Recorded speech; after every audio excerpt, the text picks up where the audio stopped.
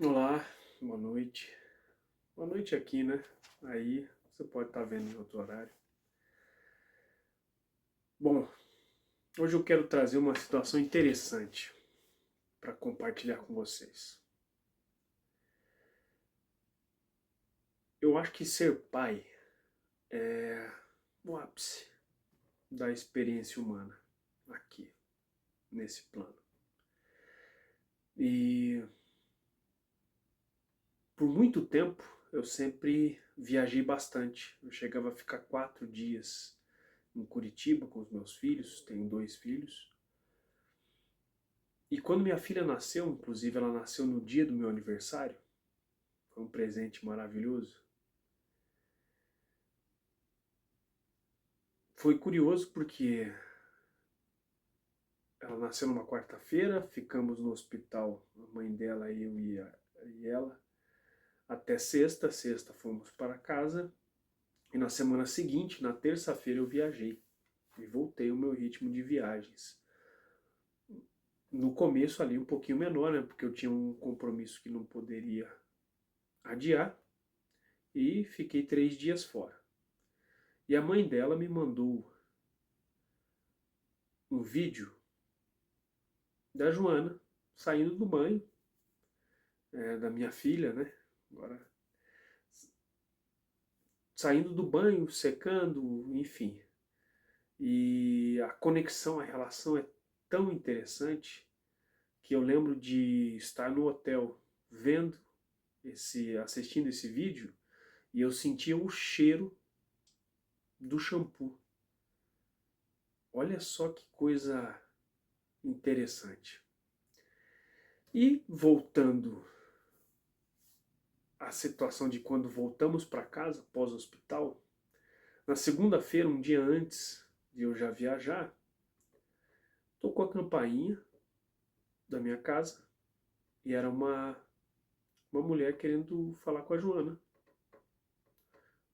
Eu falei, não, você deve estar enganada. Ela falou, não, é a Joana. Eu falei, não, a Joana nasceu agora, semana passada, não tem como é que você quer?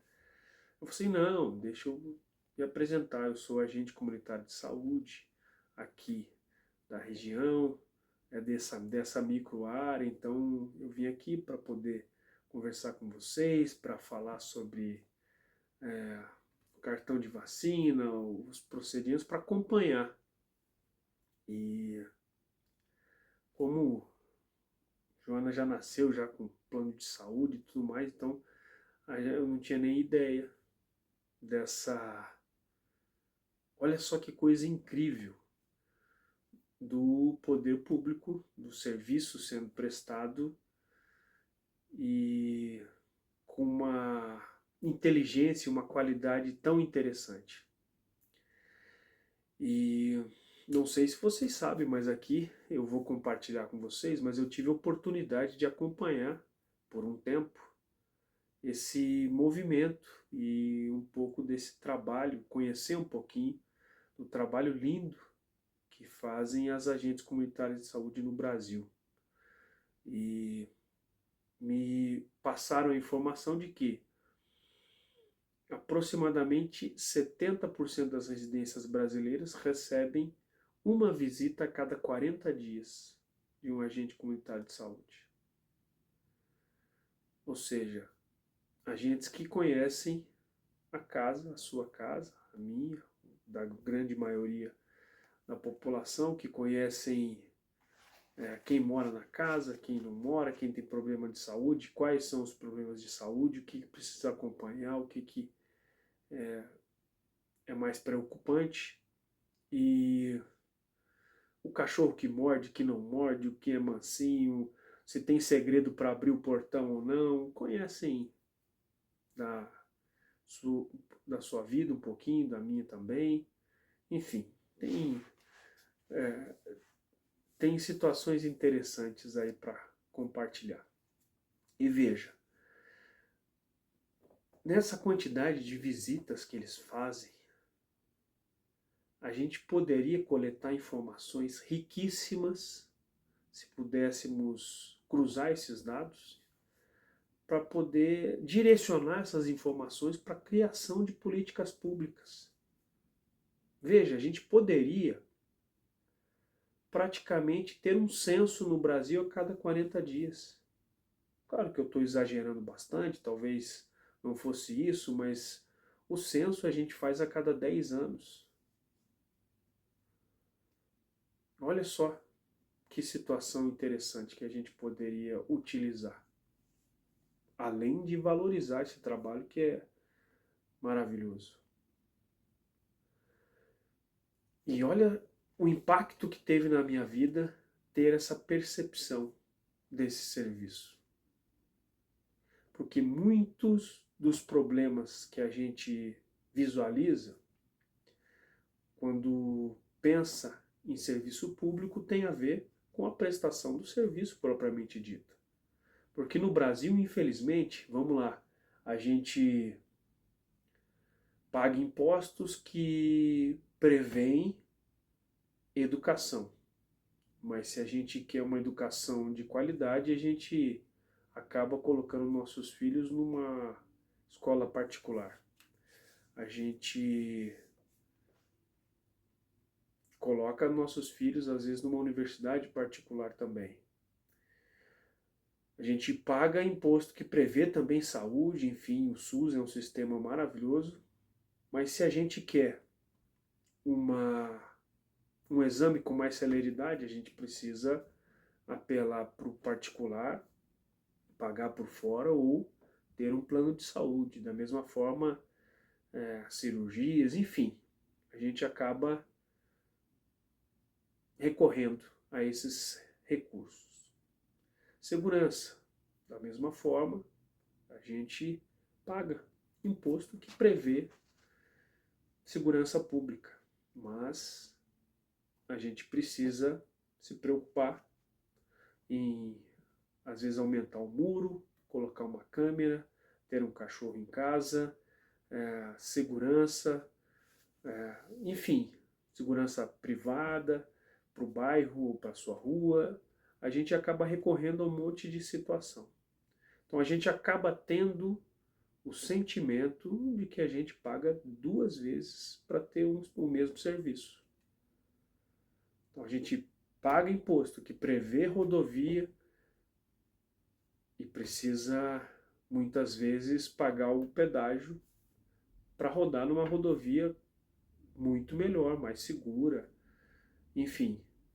Então a gente tem essa sensação muitas vezes de que a gente paga duas vezes para ter um serviço e que esse pagar duas vezes é porque o Estado não entrega. Então, boa parte dessa nossa frustração é porque a gente não percebe resultado no serviço que é prestado por parte do político, do agente político, do servidor público, enfim. E aí a gente pode discorrer sobre várias situações.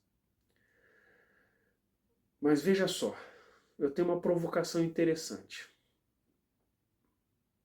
Um tempo atrás, bastante tempo atrás, eu estava conversando com algumas pessoas e uma dessas pessoas estava elogiando muito a operação que a justiça estava fazendo no Brasil na época contra a corrupção. Acho que vocês sabem qual é a operação que eu estou falando. E enaltecendo bastante o juiz que trabalhou nesse caso, enfim. E eu achei interessante, lógico. Eu acho que é bastante válido qualquer percepção positiva sobre o trabalho de um servidor público. E aí eu fiz uma provocação, que claro que era exagerada demais, e brinquei comentando, mas aí é fácil, ele recebe R$ 1.000.000 por mês de salário. Porque é mentira, lógico, o funcionalismo público tem um teto, o teto é bem abaixo disso, apesar de haver também os penduricalhos, como muitos chamam, e que isso aumenta bastante o subsídio. Mas você sabe qual foi a resposta que ele me deu? Ele falou assim, ele devia ganhar mais, porque o que ele fez, ninguém fez no Brasil, enfim. Mas o que foi interessante na resposta dele? É que não tem problema, claro que não exagerado dessa forma, como foi a provocação que eu fiz, mas não tem problema o servidor ganhar bem, não tem problema ter um gasto alto, se o serviço for prestado. Se a população perceba resultado no serviço, no trabalho. E essa talvez seja a principal provocação. Nós temos conhecimento de outros países que têm uma carga tributária mais alta que a brasileira, porém, nesses países, como Suécia, Noruega, enfim, você não precisa se preocupar em pagar educação particular, em pagar saúde particular, em ter plano de saúde, enfim, porque o Estado entrega. Então esse é um ponto importante que a gente precisa refletir. E em 2017, eu lembro que eu fui fazer uma palestra na Confederação Nacional de Municípios e eles estavam com uma campanha muito forte para poder aumentar o repasse do governo federal aos municípios. E dentro dessa campanha, eles apresentaram um estudo dizendo o seguinte, de que de tudo que é arrecadado no Brasil pelo poder público, a média nacional é que 51% fica para a União, estou arredondando os números, tá? Pode ser que seja um pouquinho mais, um pouquinho menos, mas é mais ou menos isso. 51% fica para a União e apenas 16% retorna aos municípios. E aí, lógico, a diferença é com os governos estaduais. Mas veja só, 16% a média nacional do que retorna aos municípios. Eu acho que é um número bastante significativo para a gente entender que a conta nunca vai fechar. Quer um exemplo interessante para a gente pensar? Não sei se você sabe, mas a Constituição Federal ela determina um mínimo de investimento em saúde e educação. Vamos utilizar isso como exemplo. A Constituição estabelece que o mínimo de investimento em educação, ou seja, aí no caso os municípios, o Estado, enfim, precisam fazer, é de 25%. Então, a sua cidade não pode gastar menos, investir menos do que 25% em educação da sua arrecadação. E no caso da saúde, 15%. Mas vamos pegar o exemplo da educação que eu acho interessante você acompanhar comigo. Bom, então o mínimo de investimento na educação é de 25%. A Constituição também estabelece a distribuição das competências entre os entes, ou seja, entre o município, entre o Estado e entre a União. Ou seja, o que cada um vai fazer. Qual que é a obrigação de cada um, no caso da educação ou na saúde, enfim. E, usando o exemplo da educação, diz lá, então o município é responsável pela educação infantil, o ensino fundamental, os anos iniciais, o Estado vai mais para frente e a União o ensino superior. Mas para a gente organizar melhor e resumir um pouquinho essa ideia, vamos resumir que o município fica com a educação infantil, o Estado com o ensino médio, o ensino fundamental no município, o ensino médio no Estado e ensino superior na União. Agora eu pergunto para você, onde quer que você esteja me assistindo, quantas famílias que você conhece que têm seus filhos estudando numa escola pública municipal? Claro, se você for de uma capital ou de uma cidade maior, também tem uma probabilidade de muitas famílias terem seus filhos em escolas particulares. Mas com certeza a grande maioria, se não todos, que é o caso da maioria dos municípios do Brasil, estão com seus filhos matriculados e estudando numa escola pública municipal. Se a gente avançar para o ensino médio, esse número vai reduzir significativamente, mas ainda vai ser um número muito grande de famílias que têm seus filhos estudando numa escola pública estadual. Agora, quando a gente for para pensar em universidade, que é a função da União, quantas famílias que você conhece na sua cidade que tem seus filhos estudando numa universidade pública? Eu imagino que muito poucas.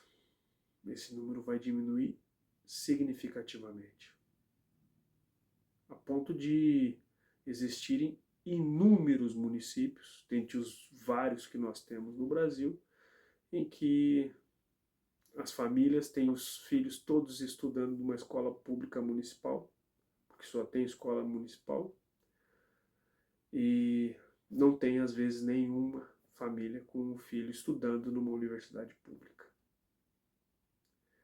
Isso é um exemplo, claro que eu estou de forma bastante, não vou dizer leviana, mas o objetivo aqui é que você entenda que a conta nunca vai fechar. De duas uma, ou você precisa pensar melhor na distribuição de tudo que é arrecadado, em como é que essa distribuição vai ser feita, ou você precisa redirecionar as competências, porque, por óbvio, essa conta não vai fechar. Então essa aqui é uma simples provocação para a gente pensar que, por mais que seja muito complexo, é também muito visível que precisa ser diferente, não é mesmo? Então, eu vou finalizar com essa provocação e essa reflexão para a gente pensar sobre qual é a percepção que nós temos sobre os serviços públicos que são prestados aí na sua cidade, na minha e de todo mundo. Obrigado.